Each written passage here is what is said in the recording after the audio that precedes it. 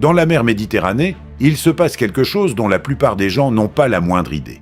Depuis l'an dernier, des instruments répartis dans tout le sud de l'Europe enregistrent anomalie sur anomalie. Grèce, Italie, côte turque. Les scientifiques descendent des équipements au fond de la mer, forent des roches à des centaines de mètres de profondeur, lancent des algorithmes d'intelligence artificielle et trouvent à chaque fois quelque chose d'inattendu. Un tout dernier rapport vient de sortir sur ce qui se passe dans ces zones. Et plus le tableau devient précis, plus les conclusions sonnent graves. Dans ce reportage, nous allons examiner ce qui se passe exactement sous la mer Méditerranée et pourquoi c'est important non seulement pour les Grecs et les Italiens, mais pour toute l'Europe. Dans quelle mesure la menace est-elle réelle pour les personnes vivant à des centaines de kilomètres des épicentres?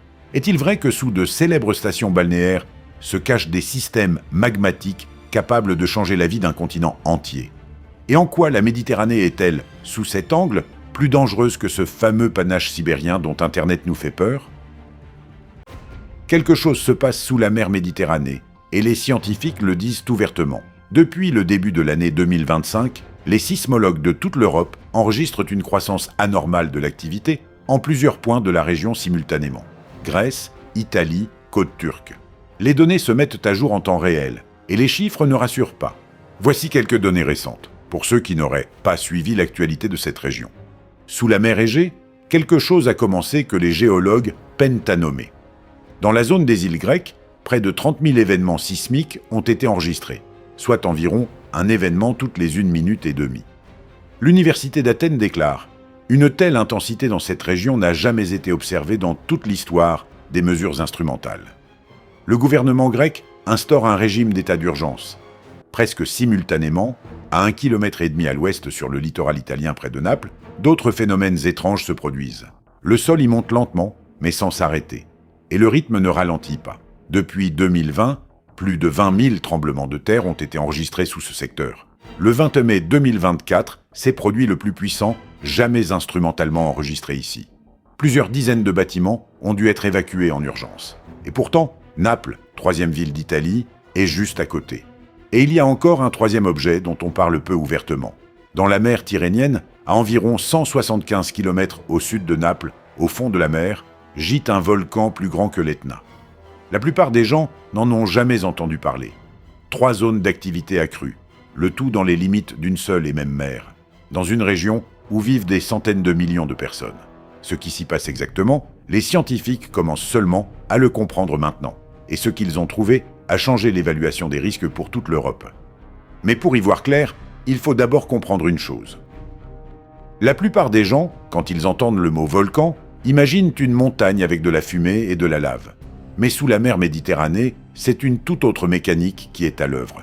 Les volcans s'y cachent à des profondeurs allant jusqu'à 3000 mètres sous l'eau. On ne les voit pas depuis la surface. Ils ne fument pas vers le ciel. Ils accumulent simplement de la pression pendant des années. Et personne ne le sait, jusqu'à ce qu'apparaisse la technologie nécessaire pour regarder à l'intérieur.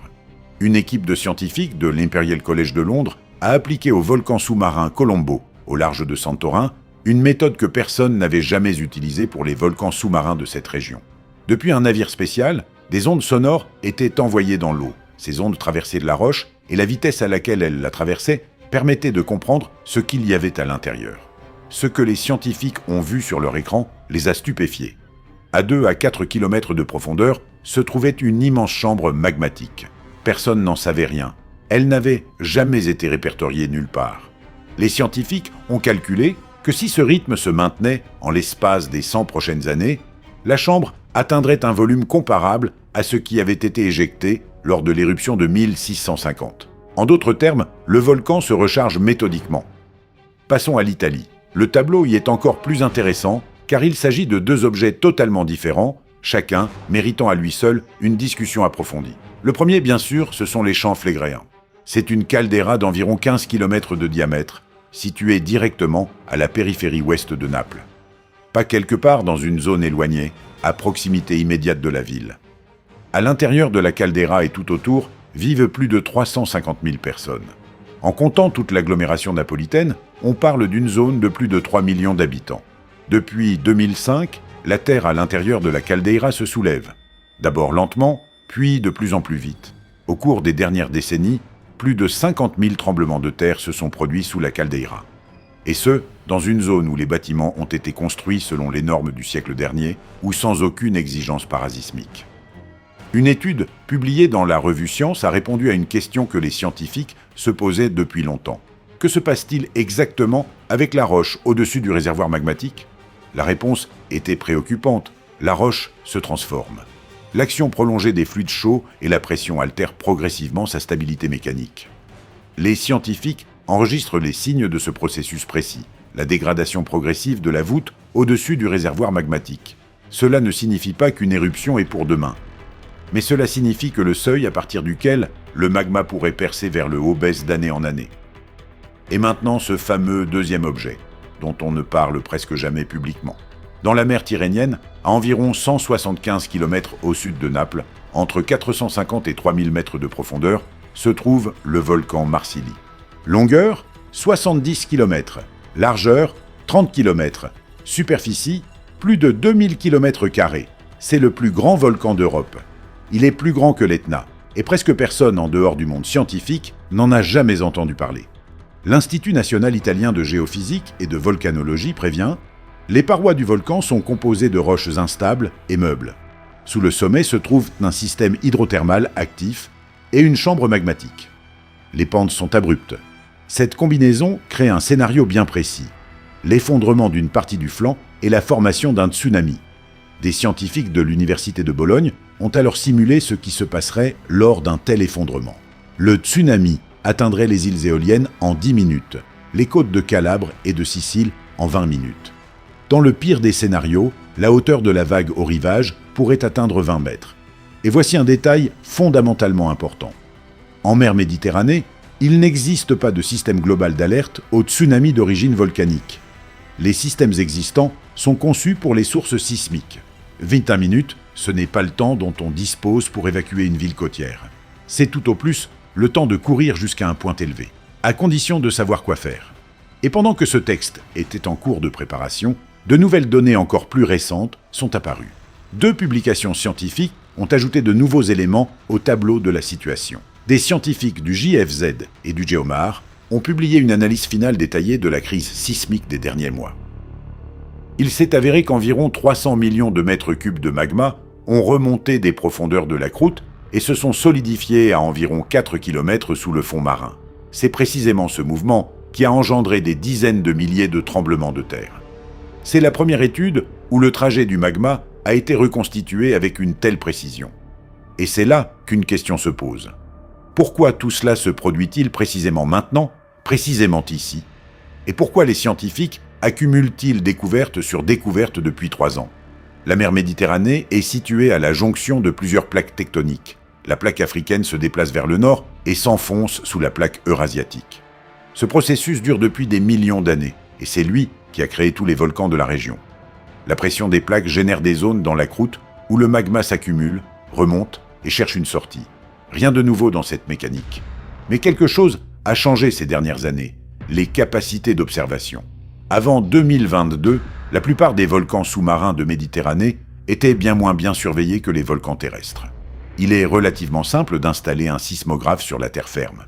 Mais le descendre au fond de la mer à 500 mètres de profondeur, assurer son alimentation, la transmission des données et l'entretien régulier, c'est une toute autre histoire en termes de complexité et de coût.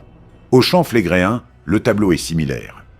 En juin 2024, le Centre allemand de géosciences, en collaboration avec ses homologues italiens, a installé 9 nouveaux sismographes à l'intérieur de la caldeira. Ils transmettent des données en temps réel au réseau mondial Géofond. Une étude publiée dans la revue Science a utilisé un algorithme d'apprentissage automatique pour analyser les données sismiques et a élargi le catalogue des événements enregistrés de 12 000 à plus de 54 000 tremblements de terre pour la seule période de janvier 2022 à mars 2025. Autrement dit, une grande partie des événements sous Naples avaient tout simplement échappé au système de surveillance précédent. Cela change fondamentalement l'évaluation du risque. Ce qui semblait auparavant être une activité modérée s'avère, à l'examen détaillé, un tableau bien plus dense et intense. Et voilà le retournement le plus inattendu de toute cette histoire. Pendant longtemps, Santorin, Colombo, les champs phlégréens, Marsili, étaient considérés par les scientifiques comme des objets séparés et isolés. Mais plus les données de surveillance deviennent précises, plus la question s'impose, Ces systèmes ne seraient-ils pas reliés à un niveau plus profond? Depuis la publication des dernières données sur ce sujet, certains ont commencé à comparer les systèmes magmatiques de la Méditerranée au panache sibérien. Certaines sources le décrivent comme une menace d'échelle planétaire, capable de détruire la civilisation. Voyons s'il convient de le mettre sur le même plan que ce qui se passe en Méditerranée. Nous savons que le panache sibérien n'est pas une invention. C'est un vrai objet géologique avec une histoire colossale. Il y a environ 250 millions d'années, sous le territoire de la Sibérie actuelle, un gigantesque pilier de matière incandescente a remonté depuis les profondeurs du manteau.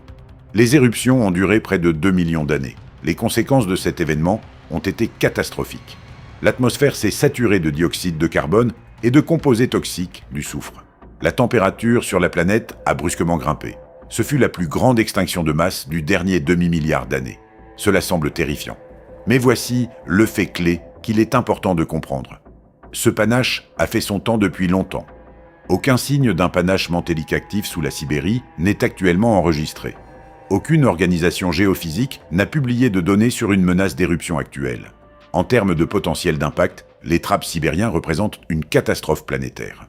Les volcans méditerranéens n'atteignent pas ce niveau. Leur échelle est régionale, au maximum européenne. Le panache sibérien sous sa forme actuelle, c'est de l'histoire. La menace méditerranéenne, c'est aujourd'hui. Pour utiliser une analogie simple, le scénario sibérien hypothétique, c'est comme si on vous parlait d'un météorite susceptible de tomber sur Terre dans 100 millions d'années. L'activité méditerranéenne, c'est une fissure dans les fondations de la maison où vous vivez. Une fissure qu'on ne voyait pas avant, faute des bons instruments. Et maintenant on la voit, et elle grandit. C'est précisément pourquoi la communauté scientifique internationale investit non pas dans la surveillance de la Sibérie, mais dans des observatoires sous-marins au large des côtes de la Grèce et de l'Italie. C'est une menace réellement mesurable qui se déroule en ce moment même. Que signifie tout cela pour l'Europe? Non pas dans un sens abstrait, mais de façon tout à fait concrète. Regardons les risques immédiats qui existent déjà, indépendamment du fait qu'une grande éruption se produise ou non. L'Europe du Sud est déjà devenue l'une des régions les plus sismiquement actives de la planète. Le dernier grand séisme destructeur dans cette zone remonte à 1956. Un double choc de magnitude 7,4 et 7,2 à 13 minutes d'intervalle, suivi d'un tsunami. Aujourd'hui, sur ces mêmes îles vivent bien plus de personnes, les bâtiments sont 10 fois plus nombreux, et le trafic touristique a été multiplié par des dizaines. Les champs flégréens font l'objet d'une histoire à part. L'étude a mis en évidence une tendance importante. La croissance des déformations souterraines et de l'activité sismique est non linéaire, mais s'accélère en nombre de secousses. Aucun signe direct d'une remontée du magma vers la surface n'est enregistré. Mais on n'enregistre que la croûte au-dessus du réservoir devient moins stable d'année en année. 360 000 personnes vivent à l'intérieur de la caldeira. Plusieurs millions de plus à Naples et dans sa banlieue. De nombreux bâtiments ne répondent pas aux normes parasismiques modernes. Les programmes de renforcement du vieux bâti existent, mais leur mise en œuvre est lente. 20 minutes entre le début de l'effondrement du flanc de Marcilly et la première vague de tsunami sur les côtes de Sicile. Ce n'est pas le temps pour évacuer une ville, c'est tout au plus le temps de courir jusqu'à un point élevé, et encore, à condition de savoir quoi faire. Mais il y a ici une nuance importante à garder à l'esprit. Chaque grande découverte de ces 3 dernières années ne témoigne pas que la menace a surgi soudainement. Elle témoigne que la menace a toujours existé là. Simplement, on n'avait pas les instruments pour la voir. Et c'est à la fois rassurant et inquiétant. Rassurant, parce qu'une menace visible peut être anticipée et qu'il reste du temps pour se préparer. Inquiétant, parce que cela soulève une question évidente, qu'est-ce qu'on n'a pas encore trouvé là-dessous? Si cette vidéo vous a plu, n'oubliez pas de mettre un like et abonnez-vous à la chaîne où vous trouverez d'autres vidéos sur les menaces naturelles et les cataclysmes.